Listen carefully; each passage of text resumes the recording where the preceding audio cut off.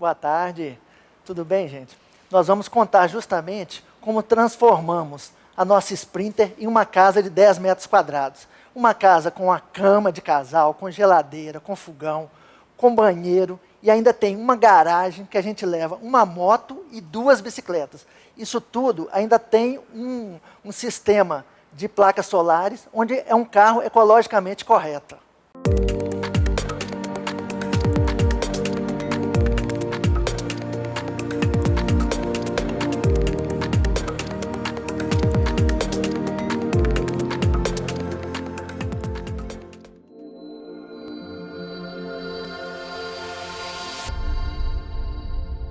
Essa história começou há 5 anos atrás, quando a gente trocou aí a rotina das redações de jornais e revistas por uma vida nômade. A gente primeiro fez algumas viagens como mochileiros pelo mundo e há 5 anos atrás a gente decidiu fazer das viagens a nossa profissão.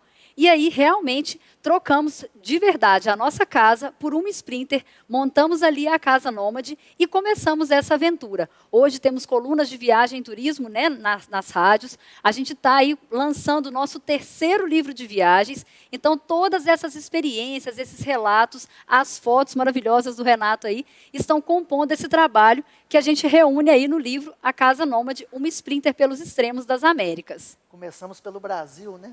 Ficamos 1 ano e meio, percorremos os 27 estados, né? Fomos todos os estados do Brasil, fomos no sul, passamos nas praias do Nordeste. Fizemos toda a costa, depois mergulhamos um pouco na cultura do sertão brasileiro, conhecemos aí o que o Brasil tem de mais precioso com a cultura, esse mosaico, essa coxa de retalhos, que é a cultura brasileira, e em seguida percorremos aí uma longa estrada pela Patagônia até Ushuaia, e aí sim começamos uma grande subida pelas Américas. A gente fez um longo planejamento aí, desde a escolha do veículo até a montagem.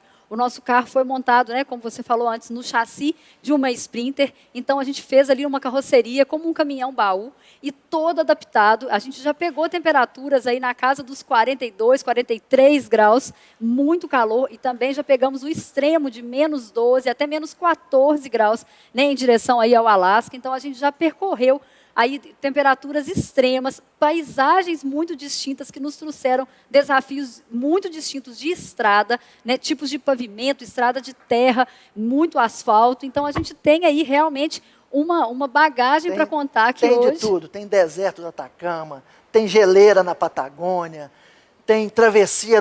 É interessante contar que, por exemplo, quando você está subindo, apesar dos continentes da América são ligados, quando você vai passar da Colômbia para o Panamá, existe ligação por terra, mas não existe estrada.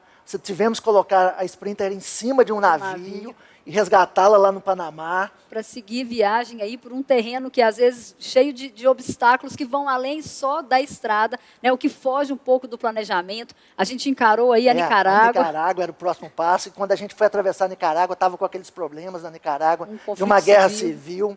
Nós tivemos que ficar esperando por volta de uns 50 dias na Costa Rica, ver se dava uma melhorada nesse conflito.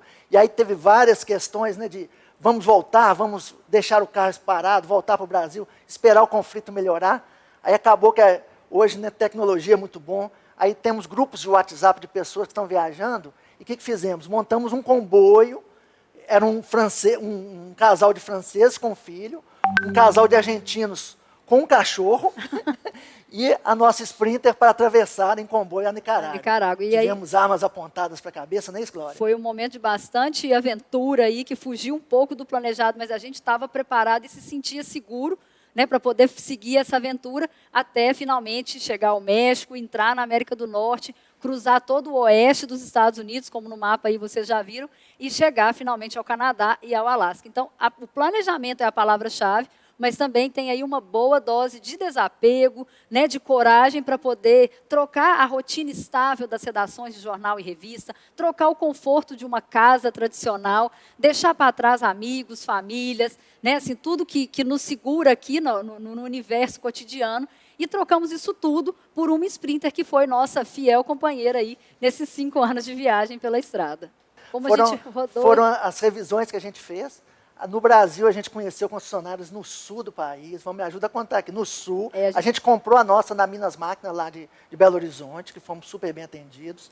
Aí, a primeira revisão foi feita... A primeira revisão já foi em Campinas. A gente teve o suporte aí todo de estar perto da fábrica. Em seguida, a gente viajou para o sul. E além das revisões, durante o caminho, a gente instalou alguns acessórios que foram... colocamos um defletor no carro que ajudou na economia. Melhorou um pouquinho o desempenho do veículo. A gente trocou a nossa geladeira, a gente começou a viagem com uma casa montada aí sobre rodas e era uma geladeira convencional. Depois a gente trocou por uma geladeira da Alliance Truck Parts, que permitiu aí um total aproveitamento das baterias. Isso, ela passou a economizar muito a bateria do veículo.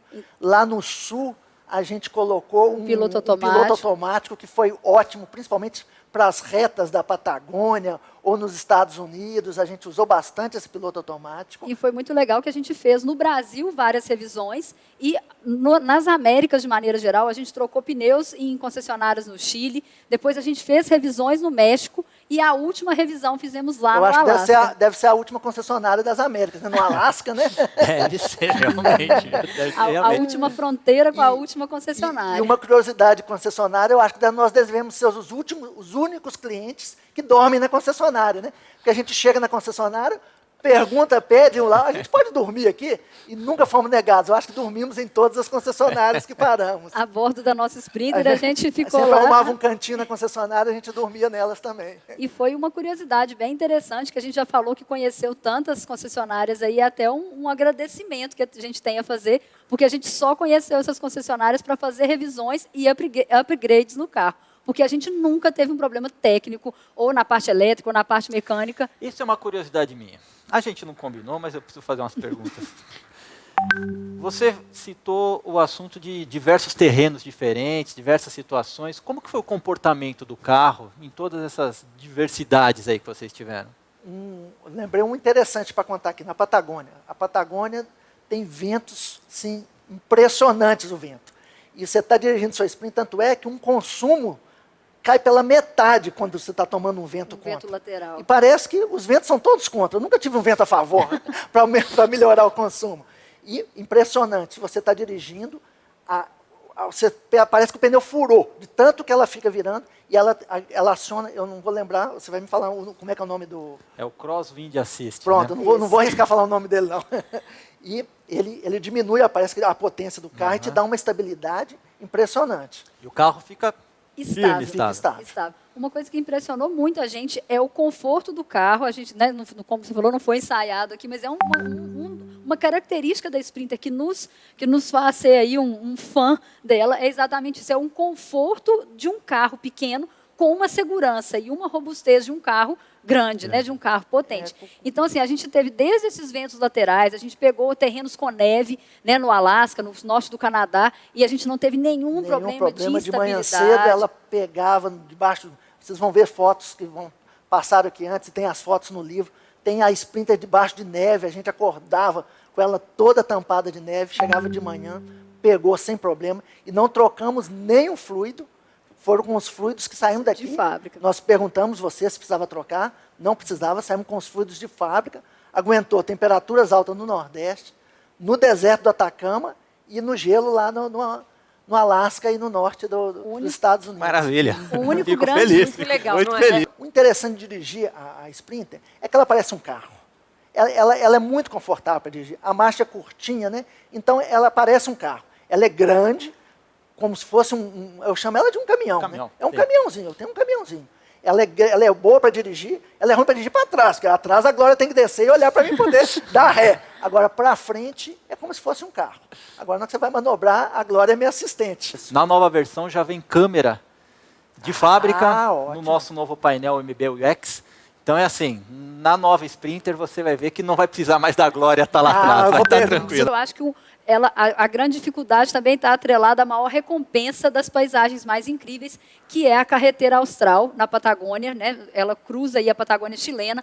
São mais de 2.000 quilômetros de estrada de terra. E ela tem umas pedras gigantescas na estrada. É um terreno Eles chamam de rípio. É um terreno bem perigoso. Então, assim, exigiu da gente um super planejamento com relação às paradas. Tem aí fotos né, da tá carreteira austral. A gente vai margeando lagos azuis, de água azul turquesa, montanhas nevadas, passa perto de geleiras incríveis. Fantástico. Agora, E exigiu minha habilidade em trocar pneus, porque furou 5 pneus lá. Imagina, né? Do jeito que você falou, essas pedras aí. Essas pedras não tinha pneu que aguentava, não. Foram 5 trocas de pneus que furaram no caminho da carreteira. Um momento bem complicado. O outro momento tenso da viagem, também que exigiu esse planejamento, é o que a gente já falou aqui com relação à Nicarágua, que a gente pegou na América Central, um conflito civil. E, por último, o Alasca em si, que era o nosso grande sonho, chegar no extremo norte das Américas. E ali, o grande desafio é um planejamento com relação ao deslocamento. Porque quando você acha que você já cruzou a fronteira Estados Unidos e Canadá e que você está chegando, você ainda está a 5.000 quilômetros do Alasca e você vai passar por estradas totalmente remotas, que os seus únicos companheiros nessa aventura vão ser ursos, pescando salmão ali nos rios. Então, é realmente uma paisagem extrema e a gente teve a nosso Nós aliado. contabilizamos, né, 42 ursos que a gente viu na estrada. Nossa. Muito legal ver os ursos na estrada. E é um terreno que você precisa ter esse planejamento com relação a combustível, né, porque não tem tantos postos de gasolina, não tem uma rede de cidades de suporte, então a gente realmente teve que estar aí seguro, né, com o carro, a manutenção em dia e confiar na máquina que a gente tinha, porque realmente, né, ter um problema ali é ter um problema no fim do mundo. Exatamente. Então a gente estava tranquilo com relação a isso, porque o Alasca exigia um super planejamento aí e uma disposição para cruzar toda essa distância. E eu pesquisei que a Sprinter, se eu estiver enganado, vocês me corrigem, parece que se não for um carro mundial, pelo menos na América, a gente encontrou, tem Sprinter na América toda.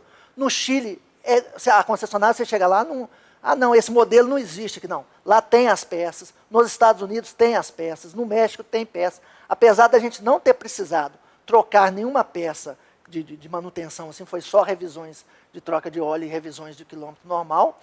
Eu fiz uma pesquisa e o nome Sprinter é conhecido em toda a América, por exemplo. Então, isso é uma coisa muito bom, porque a gente viu que alguns carros, se você compra aqui, na hora que você chega em um outro país, não, aqui a configuração é diferente. A gente viu viajantes tendo que ficar esperando 40 dias chegar uma peça. Até no Brasil mesmo, né, para quem viaja pelo Brasil, não são todas as capitais que têm uma rede de concessionárias tão forte quanto a Mercedes tem. Essa vai ser boa, aposto que é essa que ela vai falar. Quer ver onde é que tem uma concessionária que nós paramos? Lá no Acre, que salvou, a gente brinca aí, do Rio Grande do Sul. Quando a gente tinha saído, nós saímos do Brasil pelo Acre, que a gente chegou aí e voltar ao Brasil algumas vezes. Então, quando a gente saiu pela última vez, a gente saiu pelo Acre, e fizemos a última revisão no Acre, e foi perfeita a concessionária lá do Acre. E um último fator que para a gente era determinante é um que a gente já contou aqui também, que é o conforto do carro. Né? Ser como dirigir um carro pequeno, mas ao mesmo tempo ter a robustez de um carro grande que comporta aí as 5 toneladas que a nossa Casa Nômade pesa. A gente acha que esse tipo de ação, essa aventura que vocês fizeram, ela é fantástica, muita gente se interessa. Eu tenho atendido diversos clientes e concessionários que me perguntam como que é um motorhome, poxa, eu queria tanto, é um sonho que eu tenho também, ter no Brasil, isso daí, viajar por aí e tal, ou seja, é algo que realmente está acontecendo e tem um grande público surgindo aí, amante desse tipo de estilo de vida com motorhome, tá? Então, como uma novidade para vocês, a Mercedes-Benz vai continuar apoiando vocês num novo projeto aqui para o Brasil. Tá? O Evandro me disse que era um desejo que vocês tinham, quem sabe a Mercedes pudesse apoiar vocês num novo projeto aqui. Então, a gente combinou lá, tive as aprovações necessárias, então, em primeira mão aqui para vocês. Opa. E para vocês aí, a Mercedes-Benz vai continuar apoiando e eu desejo a vocês muito sucesso e muitas novas aventuras, só que agora na nova Sprinter. Opa! Ok? Vocês vão estar com a nova Sprinter para rodar aí pelo Brasil e depois contar para a gente como foi essa viagem, como foi essa experiência. Tá legal? Uma surpresa dessa, dá até uma engasgada aqui para terminar a live, mas terminamos com chave de ouro. Muito obrigada por essa oportunidade. Com certeza nós vamos rodar o Brasil de novo aí, de ponta a ponta, e trazer lindas imagens e mostrar como que essa Sprinter vai conseguir mostrar esse Brasil de novo. E prometo que vai ser com esse brilho nos olhos aqui, que a gente não perde esse faro de jornalista e muito menos essa emoção, principalmente quando recebe uma notícia maravilhosa dessa. Que bom.